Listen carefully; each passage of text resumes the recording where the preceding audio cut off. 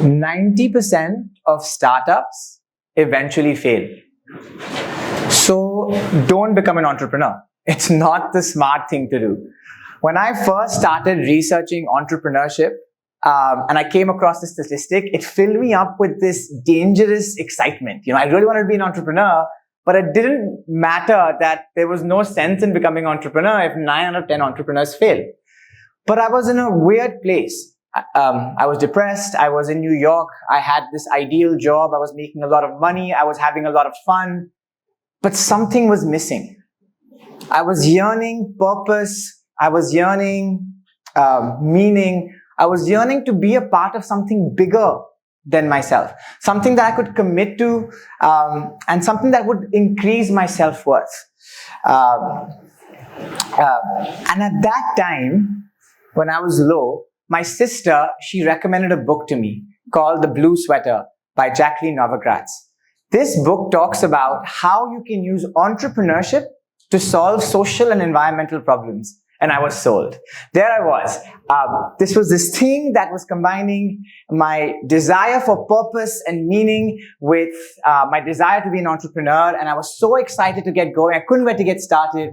But there was a critical problem. I knew nothing about entrepreneurship. I knew nothing about social and environmental causes, about making impact. I knew nothing about India. I wanted to come to India and start a startup here, but I hadn't lived here in 2 decades. I didn't want to be that guy from New York who thinks he knows everything, but I don't know anything about India. So, and I knew one thing though, that 90% of startups fail, right? And at that point in my time, I was also obsessed with Bayesian statistics or probability theory. And I was like, if 90% of startups fail, how can I reduce the probability of failure of my startup to 0%? Maybe instead of just starting up, I'll spend some time learning about how to build a company, how to make an impact, and learn a bit about India. And that's what I did. Instead of getting an MBA, which is a scam, by the way, I decided to learn by doing. I decided to spend some time with entrepreneurs in different parts of the world, in the developing world, such as Central America, Sub-Saharan Africa, and India. The idea was to work closely with local social entrepreneurs and understand what it takes to make change happen, to be right alongside them with the wins and losses without having to take the risks of being an entrepreneur. And this was crucial. And in this journey, 1 year in, an important incident happened. I was very excited and I was learning. I was in Guatemala in Central America. And I met the managing director of an Indian impact consulting company at some conference. And I told him about my grand plan. I'm going to learn about entrepreneurship and then I'm going to go back to India and I'm going to start my own company. And he looked at me and he laughed. He's like, why are you waiting? Why are you fooling yourself? If you want to start something, just go to India and start. And that hit me really hard. Was I fooling myself? Should I just go to India and start? And I really struggled with this for quite a while. But 5 years after that conversation, today, after having started up, I can safely tell you that he was wrong. I was not fooling myself, and let me tell you why. Right? Yes, if you want to start up and you know nothing about entrepreneurship, yes, you can start up and you will learn. But it's a very hard way to learn the basic things. Why would you want to fail? Because 90% of startups fail for the same reasons that everyone else fails. That doesn't make any sense to me, right? Yes, you learn from failures, but you don't always have to learn from failures. You can learn from other people's mistakes, right? You don't need to make the same mistakes that other entrepreneurs make, right? So if I started out without knowing anything about entrepreneurship, I would not be setting myself up for success. That 90% failure rate would still be something applicable to me, right?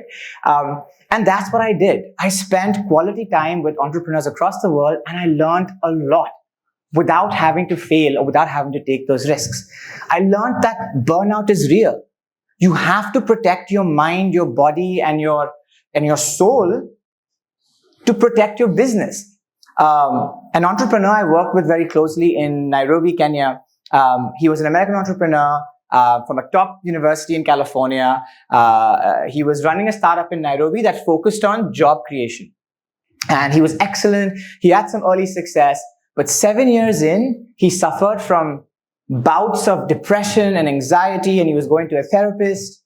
And the reason was because he had some co-founder issues. He wanted to go back to his home country. His business model wasn't really sustainable. It was depending too much on donations and couldn't really scale. And the thing about being an entrepreneur is that you can't just quit. You can't just press the escape button. He had over 100 employees working across Kenya.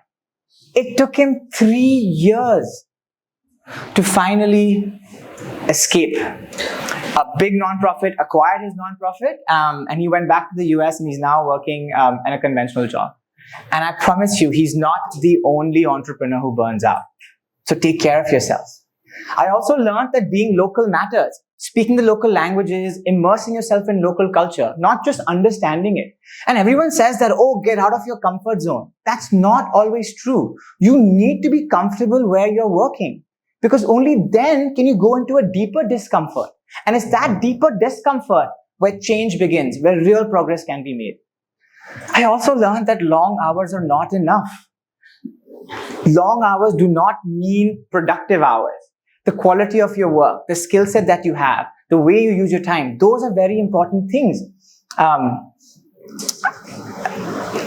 of my close friends, who is an entrepreneur in Tanzania, she gives her life to her work. She works so many hours. It's amazing. But the problem is, she suffers from productivity issues, from a lack of quality in her work, a lack of a skill set, and she's not been able to raise funds. And because of that, today, her organization is barely surviving. And she has to work odd jobs to make her ends meet. I also learned that change takes time. You have to commit to this for the long run. And at the same time, you have to move fast. So how do you marry long-term patience with short-term impatience? And I also learned that you need an unfair advantage. This is something that nobody tells you, but almost every successful entrepreneur has an unfair advantage, whether it's access to resources or knowledge or a skill set. And you must take advantage of this unfair advantage, because guess what? Entrepreneurship is not a fair race with a level playing field. So I learned all this before starting up, and then when I came back to India, I hadn't even come back to India yet. So when I came back to India in 2019, I spent another year researching India, half of which I spent researching waste management. I volunteered to work with a nonprofit in Aurangabad, and I learned where in the waste value chain I wanted to intervene. And I had the biggest unfair advantage of it all. I had money. I had my own and my parents' money that I could use to invest in a business, right? The hardest thing for an entrepreneur is raising funds. So the fact that I had funds meant that I could take even more risks. So after having all of this, right, all of these unfair advantages and this knowledge, I put on my Bayesian statistics probability hat, and I'm like, okay, my probability of success from 90% is probably better now, right? And so we started off. And our initial hypothesis was, if you fundamentally increase the value of waste, all of the incentives will align. So in February 2021, we decided to build recycling technology that was focused on recycling impossible to recycle plastic waste, like packets of chips or chocolate wrappers, what they call multi-layered packaging, or MLP. We went to professors and incubators asking them for support, and we were laughed out of the room at least once. Recycling your favorite packet of chips is so hard that nobody believed we could do it, right? We also went to universities and asked them, hey, can we use your machines to recycle, to run some experiments? And they said, why would we let you put kachra into our expensive machines? And I understand that. Why would they? So we decided to build our own lab from scratch so that we could do experiments, so we could iterate fast. And in our first year, we did close to 1,000 experiments with an average time of 2.8 hours. And these weren't your simple A/B digital tests, right? These were complex experiments involving heavy machinery, chemicals, and glassware, which were really, really hard to source.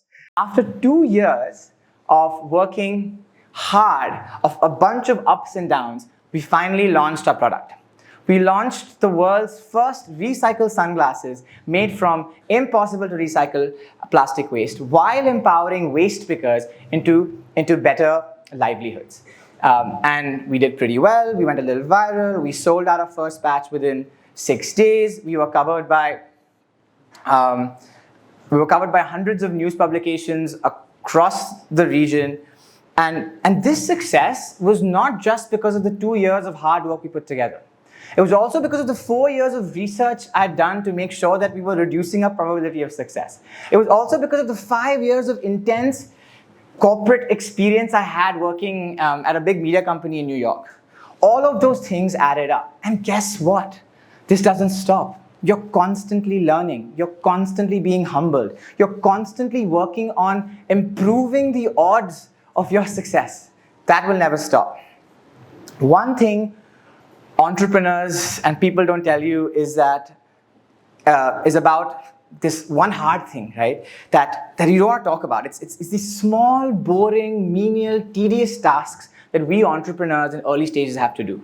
We have to take notes. We have to make sure that we're keeping track of expenses. We have to make sure that we've bought supplies for the kitchen. We need to make sure that we're giving pay slips to our workers. We need to make sure that the toilet is clean. All of these things are not fun when you have 1,000 other things to do. And if you do this consistently, at the end of the day, when you're tired, it's not easy.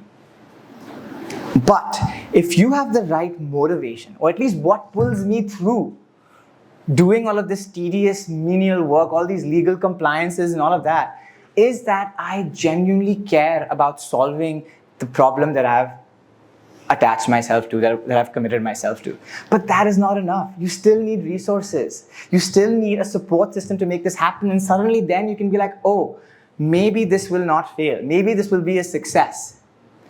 And then here's the irony of it all. After having all of this early success and resources and money and support system, we might still fail. Yes, our probability of failure is less than 90%, but it's not zero. It's never going to be zero. Right? And that's the honest truth about entrepreneurship. It's brutal. But I don't want to discourage you from being an entrepreneur. Being an entrepreneur is exciting and fun and empowering and rewarding and painful all at the same time. Right? But it comes at a cost, and I think it's important to understand that.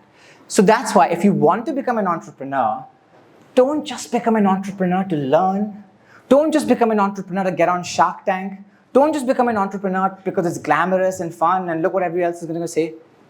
Become an entrepreneur to solve a problem you deeply care about. And that's not enough. You need to be in the right place, with the right commitment, with the right skill set, with the right resources. And the funny thing is, you'll never know if it's all right. You have to give extraordinarily to this baby that you're creating, sometimes at the cost of your loved ones, at the cost of your friends and your family. And after all of that sacrifice, you still have to be ready to fail. So look, if you want to be an entrepreneur, take your time. Don't rush into it. Learn more about yourself. Find out what you care about. Find an entrepreneur who's doing something you care about.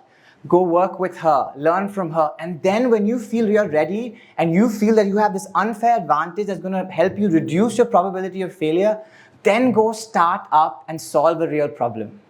Then this stupid statistic might improve, and we can celebrate entrepreneurship for the right reasons.